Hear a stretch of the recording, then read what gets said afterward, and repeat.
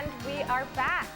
And we are moving into our second conversation for today. We're keeping you updated on all the important topics as we get into or initiate the state of emergency tomorrow for 30 days to prevent the spread of COVID-19.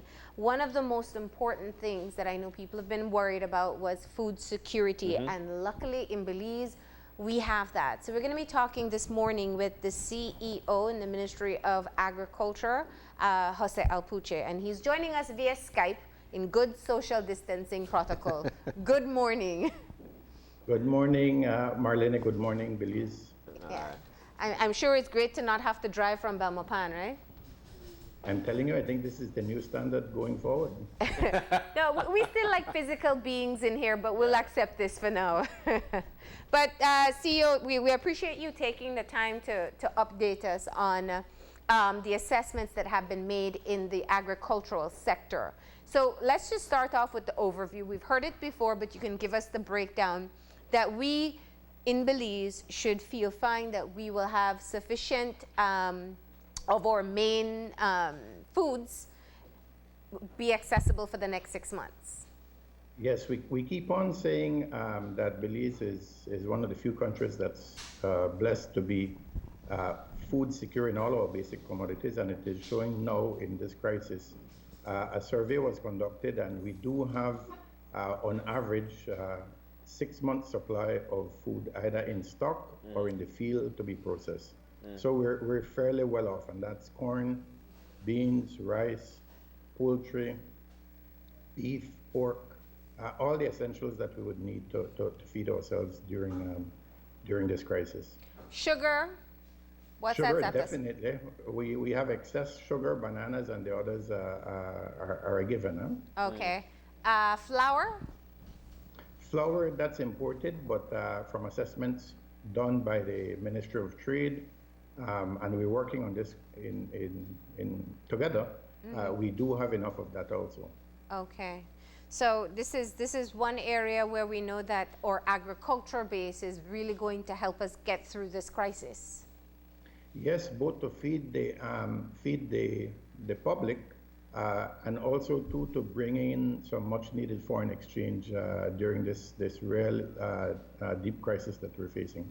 Absolutely. When you say foreign exchange, it simply means that we can do some exports as well. Is that the case? Are we able to export anything? Yes, we will have to continue exporting the traditional tree, in particular, citrus, sugar, bananas. And of course, there's other exports into Central America that we foresee going well beyond the 30 days, because this 30 days is only the real critical health containment phase. Okay. But beyond this, the impact of COVID-19 will be much longer. Okay. CEO, what would we say, or what can you tell us what is the biggest concerns right now for our farmers amid this COVID-19 situation?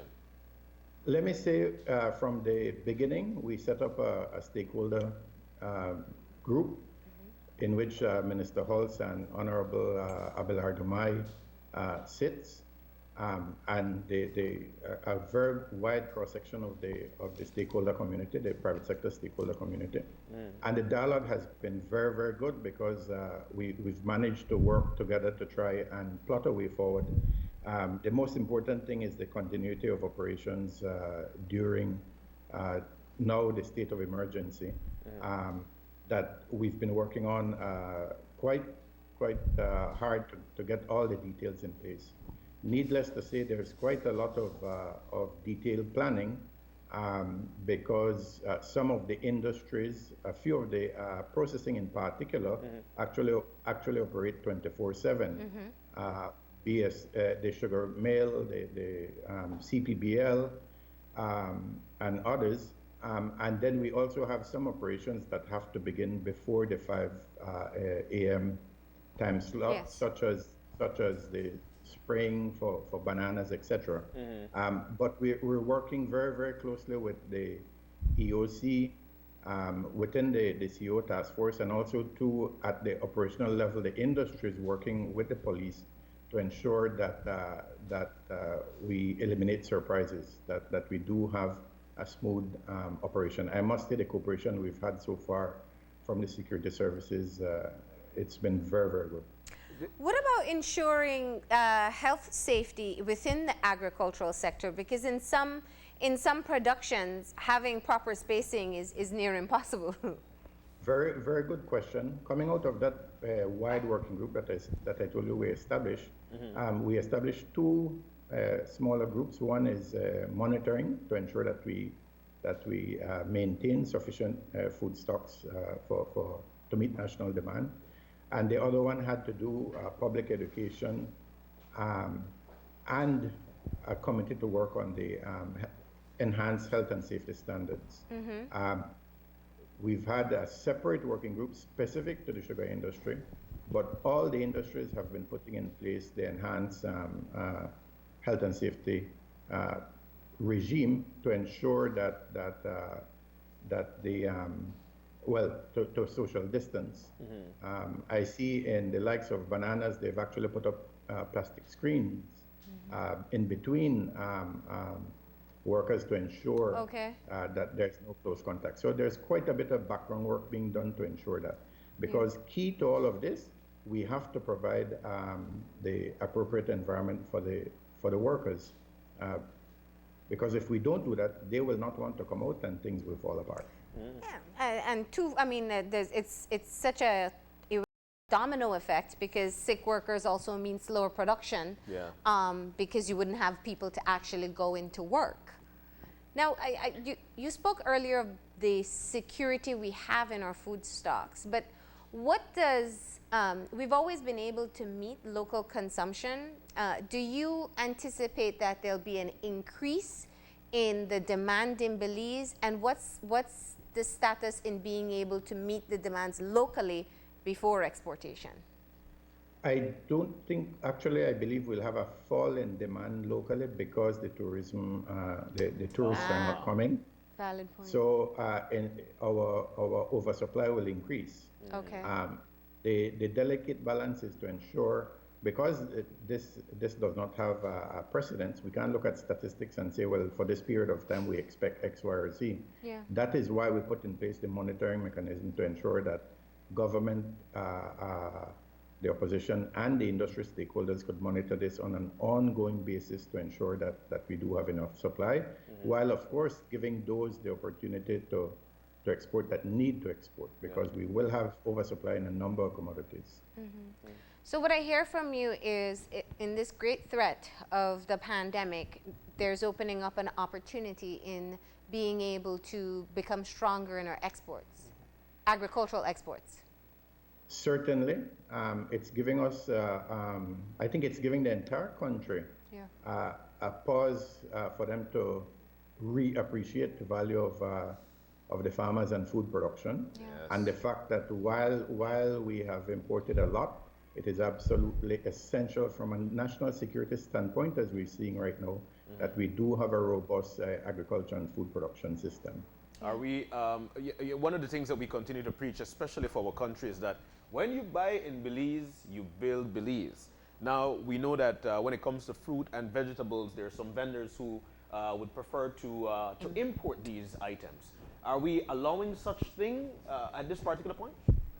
What will have to happen because of the situation with the border, the importation of fruits and vegetables, which we have to do seasonal. And actually, for some of them, we're coming to that point where we will have to begin importing. It will be coordinated via the Belize Marketing and Development Corporation. And we've given very clear instructions to them that they're to make no profit out of this. It's literally cost plus logistics. And will this reduce? We know we had quite a bit of contraband coming in. Do you foresee that, especially in vegetables, do you foresee that this will perhaps help us in that area? I hope so, Marlene. This is one of the biggest challenges on a normal day, and it's an even bigger challenge when our security services and customs and others stretch fairly thin.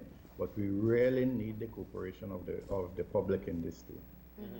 one of the things that we know could plague our country, especially in the agricultural sector, is the temperatures, the climate, or what we should expect when it comes to our droughts or our rainy season, dry season.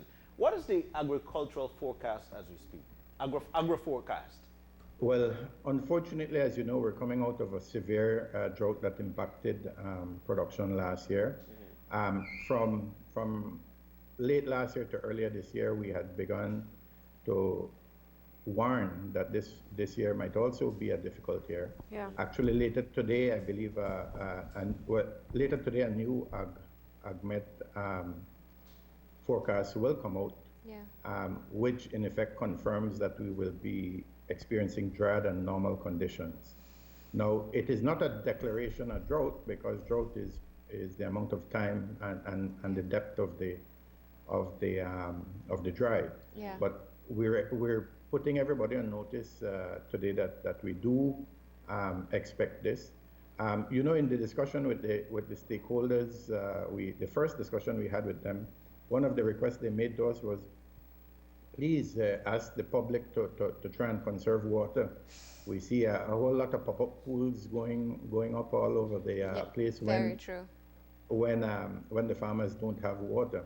Now, I think we really have to ask the public in general to conserve as much water in this period. Wow. Yeah, and being at home, they'll probably be using more. But it brings to the forefront another issue. When we talked of the drought last year, and there was a forecast that we would most likely have a drought this year as well. There were initial conversations taking place with some of the farmers about being able to move towards irrigation system, or at least implementing systems that will help them survive through the drought. Have they been able to get that far in execution? And what happens now, especially when the financial issues are so grave that it may not be a good time to invest? In PM's statement yesterday, he said that in dialogue with the World Bank, they agreed to keep the agricultural loan that we're working on for its intended purpose. And its intended purpose is specifically to look at climate smart agricultural practices and climate adaptation and mitigation. It will take a couple more months for us to complete it, but that will give a direct boost to the farming community as it relates to addressing the issue of climate change and climate variability, because that's what we're being impacted by right now. One one issue that you mentioned, Marlene, is that it's not the time to invest. I think to the contrary, this is the time for us to invest in agriculture and food production. I think we cannot lose this opportunity, because, as I said earlier, it is demonstrating where nationally we see the value of having this, being food self-sufficient in all the basics. Actually, in a dialogue we had with CARICOM a couple of weeks ago in planning for this, they see Belize as one of the countries that could ramp up production to help mitigate their food vulnerability. So I think now is the time to invest more, as soon as we can get clarity as to where we're going. But are farmers seeing the opportunities in the moment? Very much so. As I said, in dialogue we're having, the stakeholder dialogue we're having, they're trying to retain as much normalcy as possible.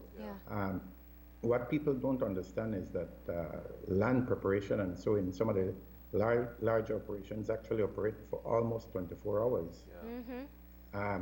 So there's a lot of work that happens that would normally happen while we're sleeping, in terms of land preparation, etc.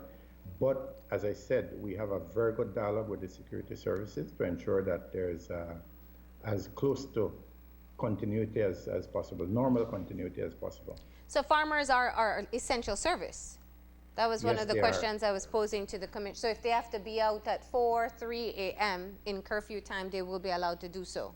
Well, we're encouraging those that really don't have to be out. If they have to push it back by half an hour or an hour, please respect the curfew. Of course. we're looking at the exceptions because we don't want to overburden the security services all the same. No? Now, I want to be clear because people may be hearing, we're talking two separate things. We're talking about what will potentially happen with the drought and the food security. But at this time, one does not impact the other. The potential drought we're facing this year has nothing to do with the 6-month guarantee that you're saying that we have in food supply for the country. You are right. That 6 months is what is actually in stock and it's out in the field that we will harvest before we have the impact, if we have the impact of, of a prolonged drought, prolonged dry season. Yeah. Just thinking about the 6 months, some folks might be spooked, and I'll tell you why. Because we have no idea how long this COVID-19 situation can be prolonged. Are we an agricultural, sustainable country? I believe that even with the drought that is or the extended dry that is expected this year, I believe we'll be able to maintain our food security. Keep in mind we're vertically, or some of the essentials are vertically integrated. Sorghum, soy that you don't usually use for human consumption, and a lot of the corn are actually produced for animal feed. That animal feed then goes towards livestock and chicken, for example. Chicken has also virtually integrated themselves, that we import very little, almost no hatching eggs. It's only when we need to change the genetics that it's done. So we're fairly independent in that respect in terms of the basics. Another element of what we've been looking at in this working group is to ensure that the input suppliers, the Procers, Hurons, Belagros, have enough stock, and we're doing a comprehensive survey, and we're also asking them to tell us what their needed forex outlook looks like, so that they do have enough foreign exchange to import whatever inputs might be required. Yeah, and then those are... We're planning along the entire chain. Excellent. So when you're doing your planning and your forecasting right now, I mean, how far are you going? It seems that you've moved beyond that 6 months already. Yes, the 6 months was more to look at the stock survey, but as you rightly said, nobody knows how long the economic impact will occur. We see what's happening in the U.S. and they're still emerging crisis. And we have to look at mitigating those risks as it relates to what we need to import from outside. CEO, is this also an opportunity to look at some of the diversification that we've also always talked about, investing in new crops or creating new produce? Definitely, and also too, as you know, we've had a robust school gardening program too, that's been growing leaps and bounds. I think now is the time when we will realize that those kids have a skill that we all need. So we really do need to look at even small backyard gardening, but as it relates to alternative crop, yes. I will tell you, the policy of the ministry, we get a lot of proposals for investment in biofuels and others, and we have consistently said that we prefer to maintain our arable land in food production, because that is what is essential. You know, and while people are actually, must stay at home, there's so many things that can be done, and people fail to realize that agriculture is actually a fun aspect, because you could do your backyard gardening as well. You being the top man in agriculture, can you tell us some of the crops that can be grown right there at home? I know that there's some high value crops like your sweet pepper or your cucumbers. These things, do you think these things are fairly easy to be grown? Indeed. If you have a green thumb. Go ahead. That is true. And the important bit about this is that even in the urban areas, in Belize City, for example, we've been giving out the expended water bottles, for example, that could be converted into pots to grow vegetables even in an urban area. Okay. And we have quite a few people doing it, and we need to continue building on that. Okay, we might have to start a gardening session as a part of our COVID-19 update. But looking beyond this, and I know I've said it before, we're very focused with what's in front of us, which is the health issue, and I think just right behind that, people are seeing the economic issue. But CEO, there was a time where where we relied on our agriculture as our main revenue source for this economy. It shifted to tourism, and it was always a bit of a concern because tourism can be fickle. It seems that right now we are seeing just how important it is to be able to have a security in what we're producing in agriculture, but you're not without your threats either. It could be bacteria, it could be a number of other things that impacts you. What are you doing in terms of planning for the ministry to make sure that this is a time where we can see a strengthening of this sector? Yeah. That's a very valid point. The likes of Baja will also be declared an essential service because plants and animals, they're organic material and they don't wait on anybody. Yeah. So we have to be at the forefront to ensure that we do maintain sanitary and phytosanitary stability. That is a big issue. But yes, we've been building up capacity, especially as it relates to Baja's ability, their laboratory testing, their surveillance mechanism. They've done quite a lot to develop. There's certainly more to go. And as I said earlier, we're looking at the World Bank loan right now, in which we're fairly advanced in that, which have quite a bit of the technology adaptation, soils, agriculture, health, etc., incorporated into that. Mm-hmm.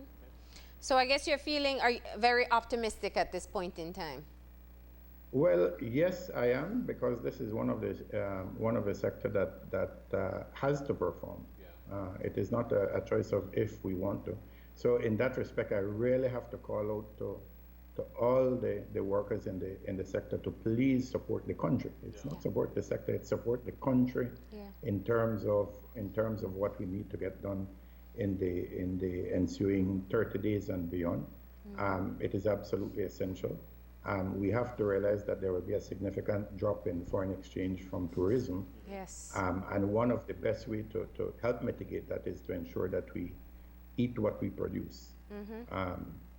And quite frankly, in conjunction with the Ministry of Trade, we're looking at some changes to also effect that in place in terms of what is imported in this special period. So we should. The other thing I wanted to ask is that for the public in general to support the farmers. We know that markets, the hours are being changed. We're putting in a lot of the enhanced health and safety regulations, rules at the market, but please come out and support your farmers. But while you're doing it, please respect social distancing and the people who are operating the market. Wash your hands here in Belmopan. We have free wash hand stations and everything out at the market right now. And please respect that. Please respect social distancing, because we need continuity, but continuity depends a lot on the cooperation of the public. So just to be clear, CEO, the markets will be allowed to be open under the state of emergency? Yes, but with much reduced hours. Okay, all right. Well, thank you very much for joining us this morning, reminding us once again that we are blessed, that we have the food that we need growing right here. And I hear your call in terms of having all of us to make the choice to support our local farmers, right? Thank you very much, CEO. Thank you all very much, and be safe. You too. We're going to go ahead and take a break, and we'll be back in a few. Stay tuned.